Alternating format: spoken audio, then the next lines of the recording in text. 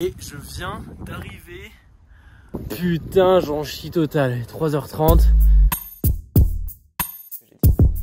Salut à tous, c'est Clément Random. On se retrouve pour une nouvelle vidéo qui parle de ma Race Across France que j'ai fait l'été 2021.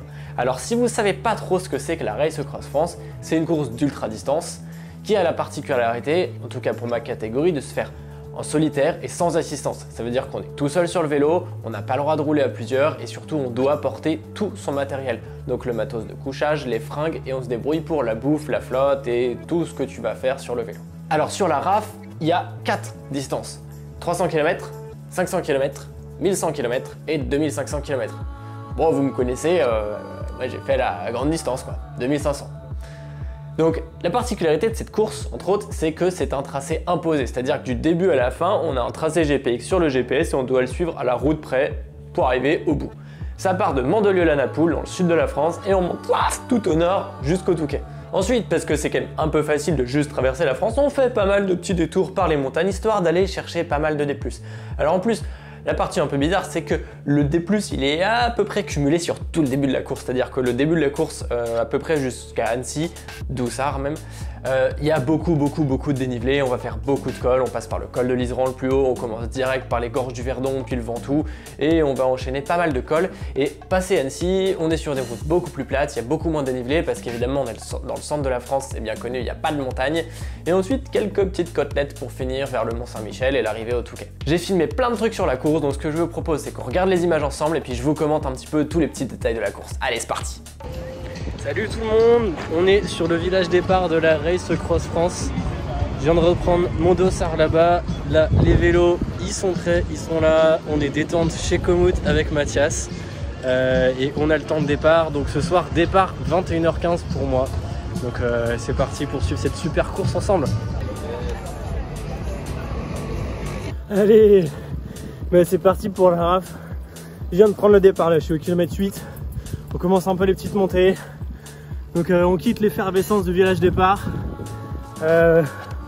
On attaque le début de 10 jours en solo. 2500 bornes tout seul sur le vélo. Donc voilà, un peu d'émotion. C'est toujours un plaisir parce que le vélo c'est ce que je kiffe. Mais voilà, vous nous avez régalé.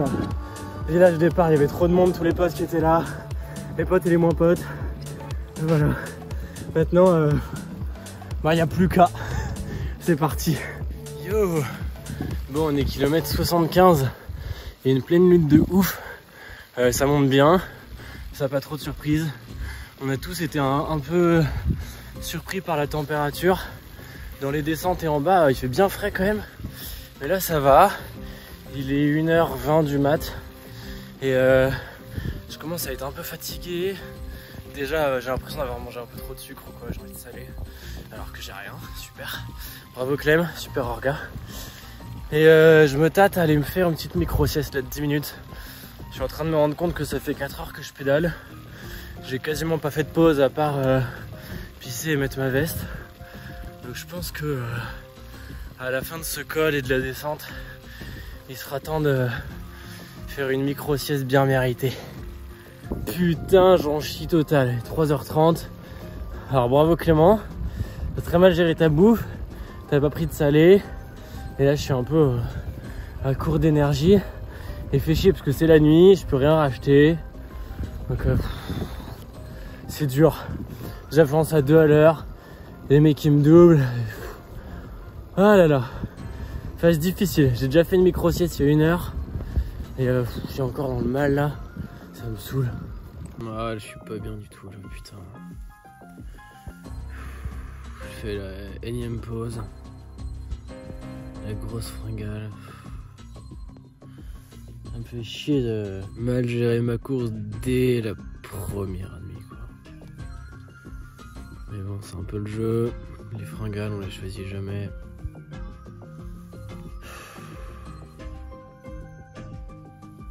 Ça fait 10 minutes que je suis arrêté, il faut que je reparte. Allez, Clément.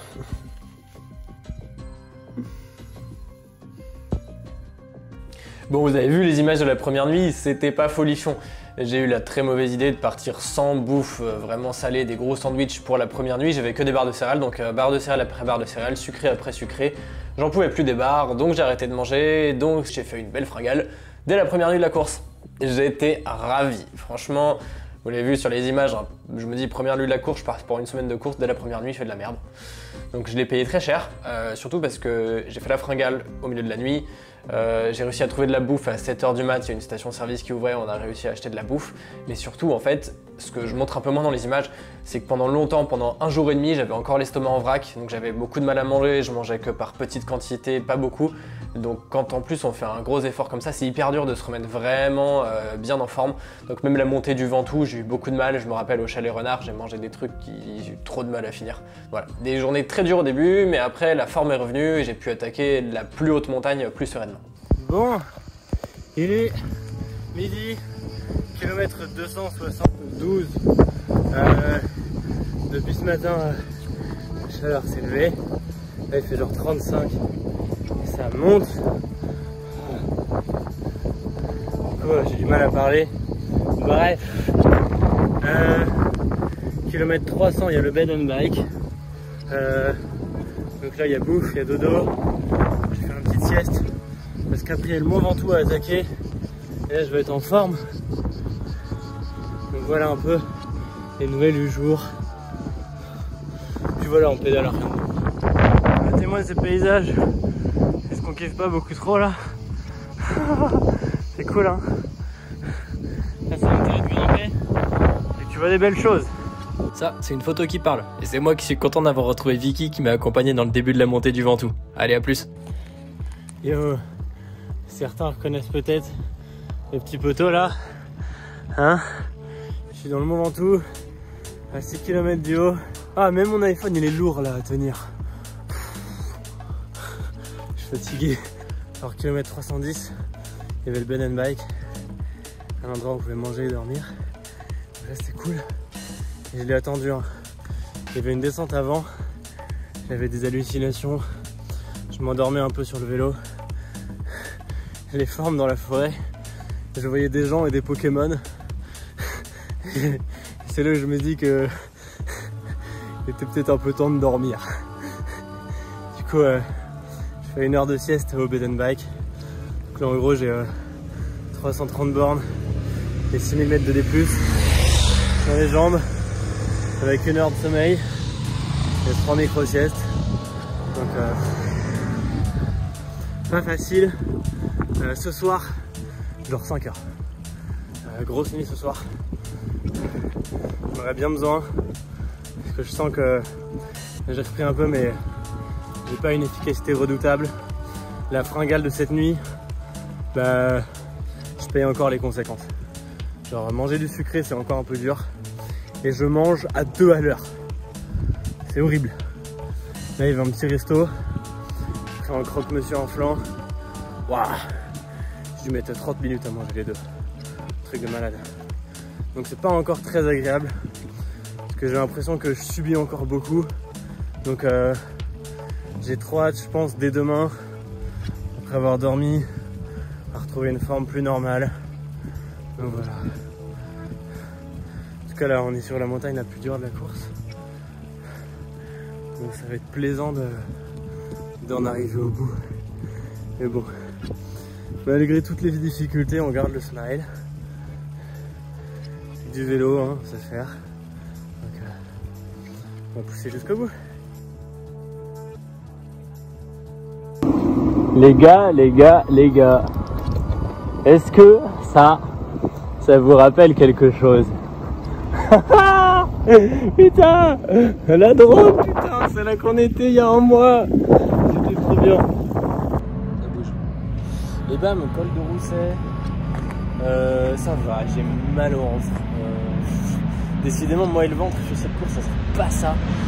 Bon, il y a plein de motards, c'est un bruit de ouf, c'est relou. Ouais, je pense que j'ai pris un croissant au jambon qui a un peu attendu dans les sacoches. Du coup, à la montée, je suis un peu pas bien, mais bon, ça va le faire. Donc voilà, là je vais descendre sur Saint-Jean-en-Royans, base de vie numéro 1. Et là, en gros, je suis à 505 km. c'est parti. Petite pause, kilomètre 580 et quelques, 88 je crois. On vient de retrouver Victor depuis la base de vie, kilomètre 545. Ça grimpe là, ouais, on va rouler ensemble. Ça grimpe doucement mais sûrement. On fait la pré-pause dîner. Et le but ce soir c'est d'aller titiller l'Alpe d'Huez ou cette nuit, ou sinon on dort avant, on verra en fonction de l'état des jambes. Et voilà, donc on attaque les Alpes, c'est grave beau. Et sinon ça va bien, on n'a plus la chaleur. Donc là c'est cool.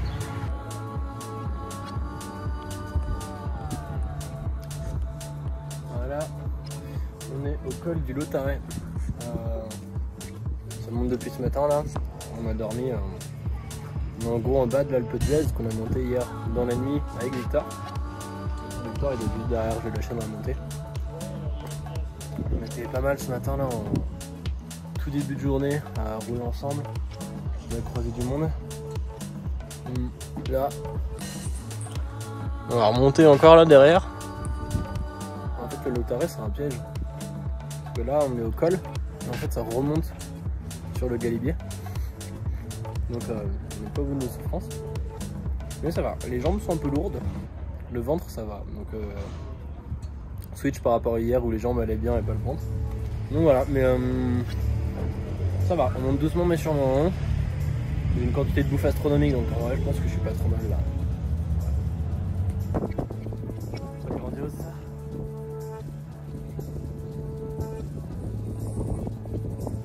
Alors la rap, je l'ai évidemment fait avec mon vélo Héroïne qui est juste derrière, c'est vraiment un vélo trop bien, je l'adore, il est trop bien taillé pour ça.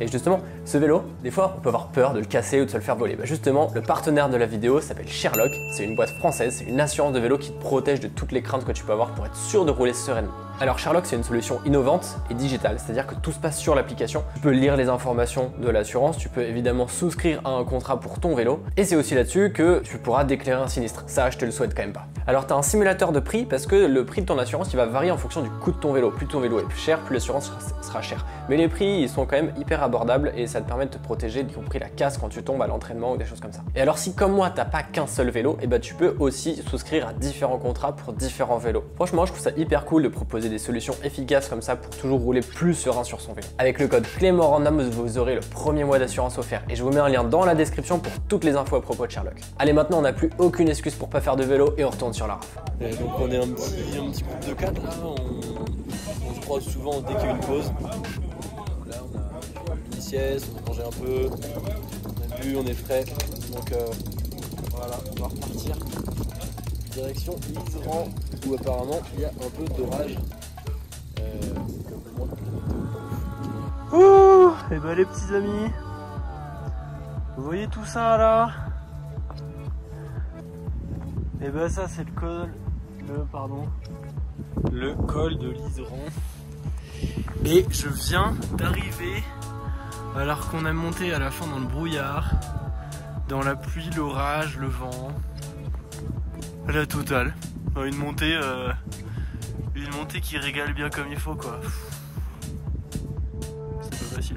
Il pleut pas donc là je vais attaquer la descente derrière sans la pluie parce que c'est un peu ce dont je redoutais tout à l'heure, c'est bien tombé en pluie. Bon, ça va. Là ma doudoune et la descente sous la pluie j'aurais eu moyen confiance quand même parce que là ça va descendre vénère. Nous voilà.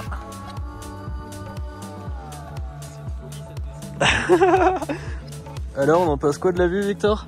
Je crois que ça mérite d'avoir eu mal aux cuisses. C'est ouf.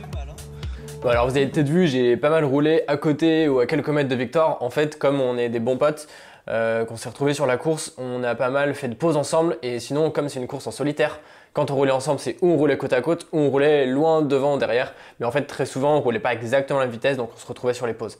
Là, entre autres, sur la montée du col de Liseran, je suis arrivé un petit peu avant lui en haut. Il m'a rejoint au moment où j'avais fini de mettre ma doudoune, on a fait la descente ensemble. Et en fait, je sais pas si vous avez vu sur les images, mais on s'est pris un orage sur les derniers kilomètres de montée du col de Liseran. Et en fait, arrivé en haut, la route était trempée. Il faisait pas très chaud parce qu'on était quand même à 2770 mètres d'altitude. Et en fait, sur la descente, c'était en fin de journée. La route était mouillée, donc avec les projections comme on va vite, on se balançait de l'eau, donc on a été un peu mouillé, on a eu très froid. On s'y attendait pas parce que la journée il a fait très beau, on a monté en cours et en fait on a vraiment été gelé dans la fin de la descente et on pensait dormir vers Bourg-Saint-Maurice et en fait à Val d'Isère, j'ai vu la lumière d'un café et je me dis bon il me faut absolument au moins un café pour me réchauffer et en fait on est rentré dans ce qu'on pensait être un café, c'était un resto qui faisait des fondus. Bah on n'a pas hésité trop longtemps, on s'est fait une fondue au milieu de la rafle. Et à la fin du repas, on s'est aperçu qu'il y avait un hôtel à 200 mètres du resto qui faisait les fondus. Du coup, voilà, ça aurait été ma seule et unique nuit d'hôtel, c'était dans ce resto-là. Allez, dans le Cormeil-Roselin.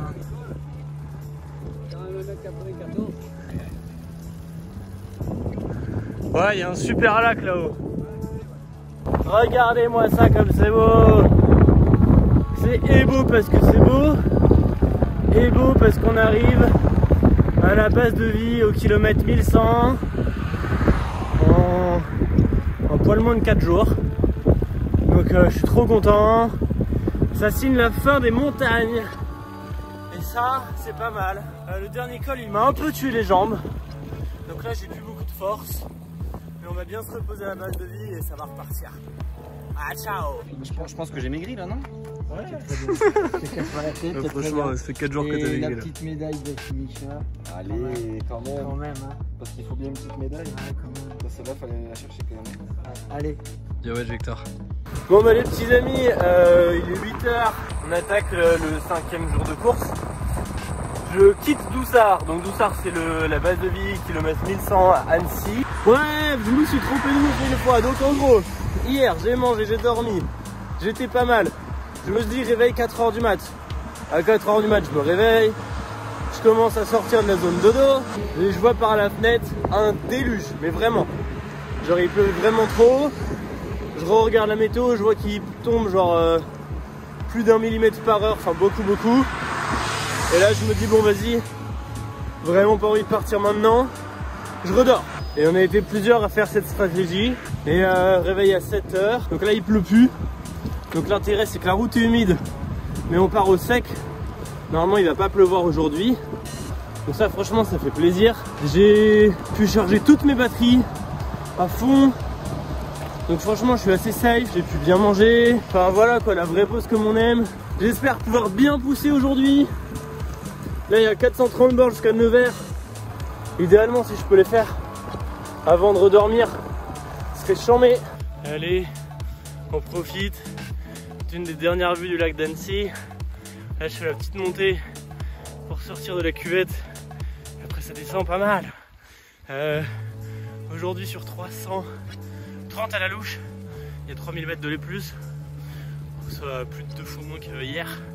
Et la journée d'après c'est vers Orléans, encore mieux comme on longe la Loire, 380 kg, 1500 mètres de D+. Voilà, et après on réattaquera la Bretagne. Allez, regardez cette belle vue, ces nuages et tout, c'est magnifique hein. C'est ça la raf. Alors en vrai, il y a un truc que je montre pas trop, je trouve, en voyant les vidéos de ce que j'ai fait, c'est que j'ai vraiment pris beaucoup de plaisir. C'était vraiment super bien la raf, genre c'était vraiment trop cool. Il y a une super ambiance entre les participants, surtout que comme sur beaucoup de courses ultra, à partir des 2-3 premiers jours, en fait tu croises très souvent les mêmes personnes parce que bah, tu te retrouves avec les personnes avec qui tu vas à peu près la même vitesse, tu prends à peu près la même quantité de pauses. Donc en fait, presque à chaque boulangerie que tu vois, tu sais que tu vas croiser un participant de la raf. Et sur les vidéos, je trouve que je suis des fois assez neutre ou en vrai, je suis quand même très fatigué, hein, c'est logique, on fait un effort assez intense. Mais en vrai, c'est vraiment très cool. J'adore vraiment ces moments de course, c'est vraiment impressionnant. J'adore. Aïe aïe aïe. Aïe aïe aïe aïe aïe.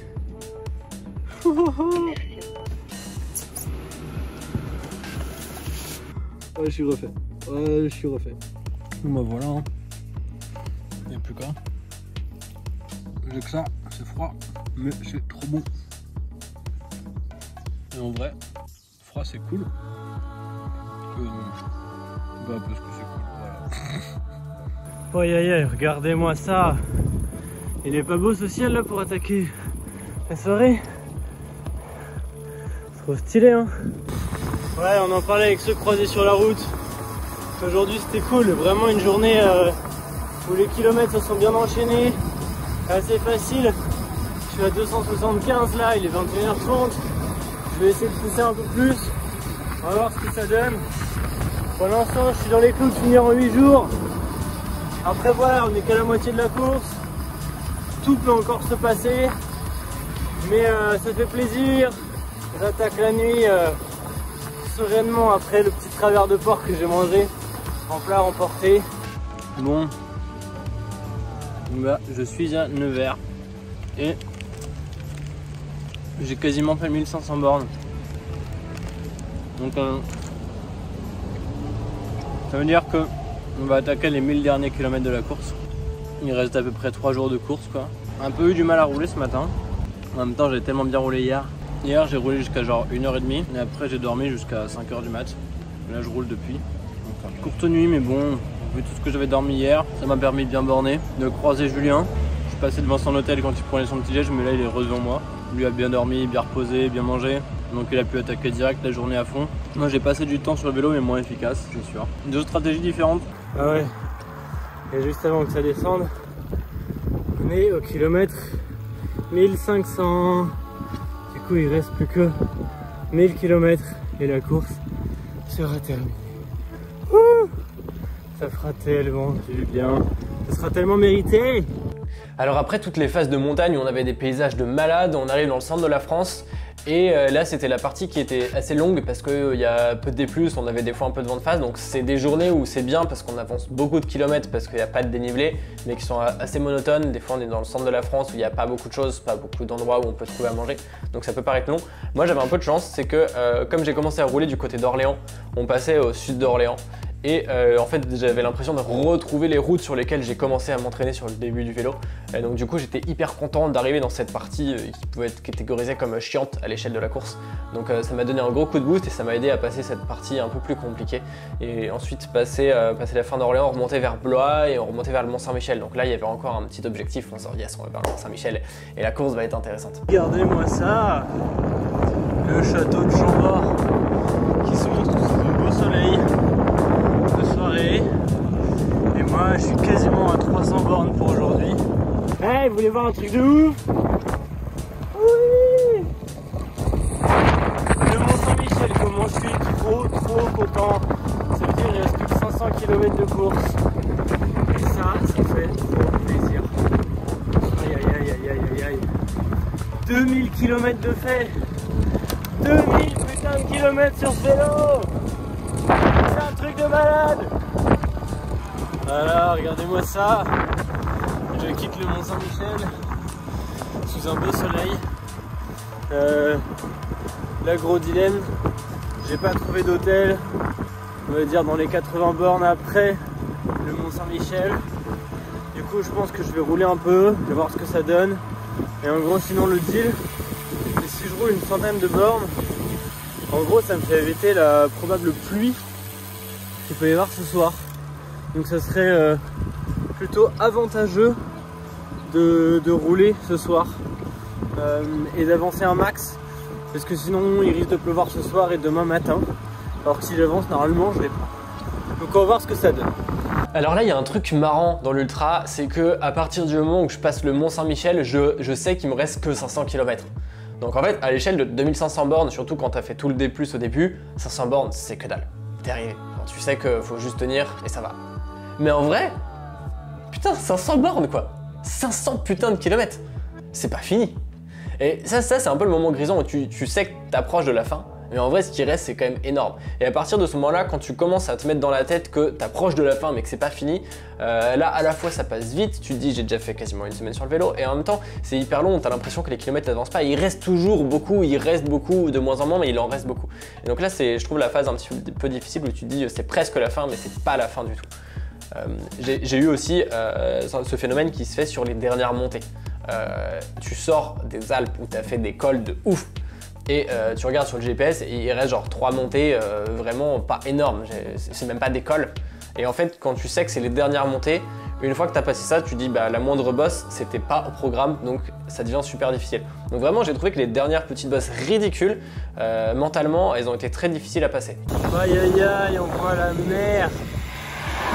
On voit la mer. voulez voir un truc cool? Tadam!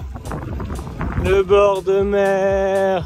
Ça y est, on roule en bord de mer. Il reste genre 360 km. Je suis un peu au bout de ma life, hein, je le cache pas. Là, les premiers kilomètres étaient un peu durs.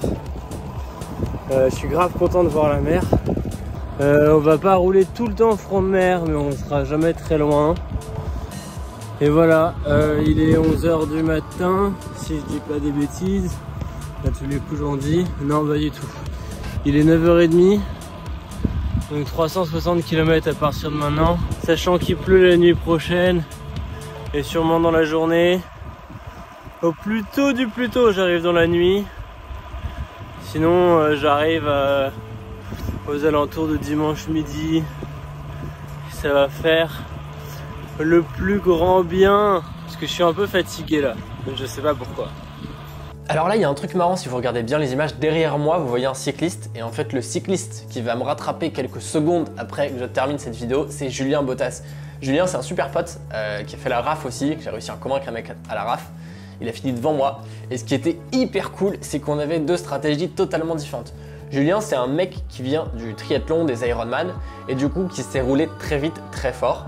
Mais il n'a pas, contrairement à moi, l'habitude du voyage à vélo et le fait de pouvoir dormir dehors facilement. Comme il était moins à l'aise à dormir en bivouac dehors, lui, sa stratégie, c'était de se dire qu'il faisait des hôtels tous les soirs. Et donc tous les soirs, il s'arrêtait relativement tôt pour l'ultra, vers 20 h à l'hôtel. Il prenait le dîner à l'hôtel, il faisait la nuit à l'hôtel, il prenait le petit déj à l'hôtel le lendemain et il partait après. Et en fait, c'était assez marrant parce que on avait un petit peu un rituel. C'est que, en tout cas sur la fin de la course, tous les jours, je le doublais dans la nuit. Parce que moi je dormais un peu plus lent que lui, mais lui il se réveillait super frais, il roulait super vite, il me dépassait dans la journée. Donc on avait notre petit café de vers 10 h, c'était le moment où lui me dépassait. Moi j'étais incapable de le suivre, on suit de vue, hein, donc je peux pas me mettre dans sa roue, mais de vue j'étais incapable de le suivre, il roulait vraiment trop vite pour moi. Mais on se prenait notre petit café à 10 h, et je savais que le soir j'allais le dépasser quand lui serait à l'hôtel et que moi je continuerais à faire des kilomètres. Il s'est passé beaucoup d'aventures là. Je roulais tranquillement ce matin. Comme il faisait froid ce matin, j'avais ma veste Gore-Tex, puis je l'enlève et puis sachant qu'il allait pleuvoir en milieu de journée, je la mets sur le dessus de la sacoche en me disant fait chier, à chaque fois je perds du temps à la mettre dans le sac. Et là tout d'un coup, quelques heures plus tard, je touche mon sac, la Gore-Tex a disparu. Elle est tombée de la sacoche. Donc là, je me rends compte de l'immensité du problème, sachant qu'il y a de la pluie cet après-midi, qu'il y a de la pluie ce soir, et que si je pousse j'arrive de nuit, si je pousse pas demain matin il pleut. J'ai pas d'autre veste de pluie. Donc en gros sans ça je finis pas la course. Donc ça c'est fait. Donc dans une colère énorme, je fais demi-tour à la recherche de cette veste, mais je ne sais pas du tout quand je l'ai perdue. Et sachant qu'on roulait vent dans le dos, j'ai fait beaucoup de kilomètres en quelques heures. Donc voilà la petite histoire. Et ça m'a foutu un gros coup au moral. Une grosse perte de temps parce que j'ai fait demi-tour. Je suis revenu. Après évidemment j'ai eu la pluie, du coup j'avais froid. Parce que j'avais que ça, donc c'est du mérinos. Donc une fois que c'est trempé, tu le réchauffes pas si vite que ça. Donc voilà, sacrée aventure ce matin. Youhou! Plus que 3 montées.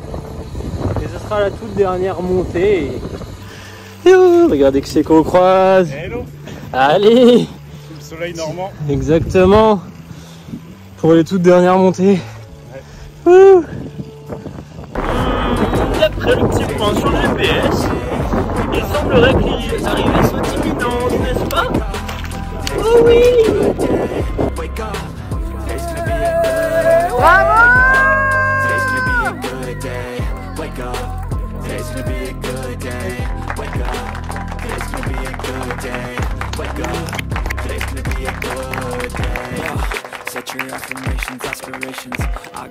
Voilà, j'ai peu raconté la fin de la course, mais je suis bien arrivé de mes 2500 km en 8 jours et 4 heures. J'étais vraiment fatigué, logique, hein, mais c'était vraiment trop cool. C'est vraiment une course qui m'a vraiment fait plaisir à faire, que je vous encourage vraiment à faire. Mais attention, si vous vous inscrivez, c'est difficile.